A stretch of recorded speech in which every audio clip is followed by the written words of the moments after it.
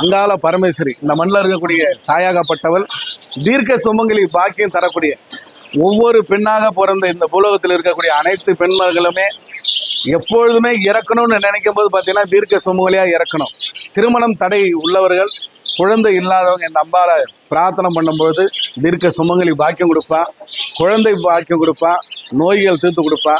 கணவன் மனைவி இருவர் பிரிஞ்சு வாழக்கூடியவங்க இந்த அம்பாவை வணங்கும் பொழுது அகிலத்தை ஆளக்கூடிய தேவி தான். அகிலாண்ட கோடி பிரம்மாண்ட நாயகின்னு சொல்லுவாங்க. அவள் பிரம்மாண்ட நாயகி இல்லை, இந்த பூலோகத்தை படைத்தவளே அவள் தான்.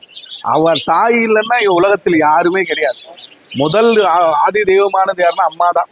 இந்த மண்ணுக்கே அம்மா தான். அதனால தான் இவங்களுக்கு 5 விளக்குல பண்ண 7 தீபம் ஏற்றும்போது 5வது தீபமாக அம்பாளுக்கு வரும்.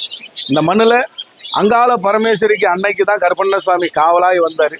சப்த கண்டிமாருக்கு தான் கருப்பண்ண சுவாமி காவலாகி வந்தார். அதுபோல் அம்பாள்கிட்ட மாசி அமாவாசை என்றாலே அம்பாளுக்கு சிவன் பார்வதி இருவரும் திருக்கல்யாண வைபோகம் இந்த மண்ணில் நடக்கும்.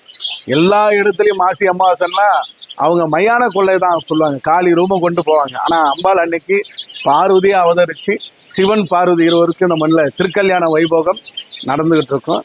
அம்பாளை பிரார்த்தனை பண்ணும்போது பார்த்தீங்கன்னா நம்ம என்னெல்லாம் கேட்குறோமோ, மலையனூரில் எப்படி அம்மா உட்காந்து இருப்பா கருவறையில், அதுபோல் இந்த இடத்துல அமர்ந்து நம்ம கேட்கும் போதெல்லாம் பார்த்தீங்கன்னா நம்மளை எப்படின்னா நம்ம பெற்றெடுத்த தாய் போல்.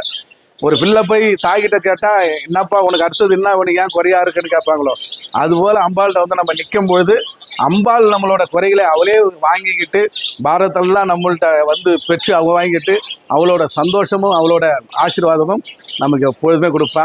உங்களுக்கும் இந்த ஆசீர்வாதம் கிடைக்கட்டும். அம்பாளோட பிரார்த்தனை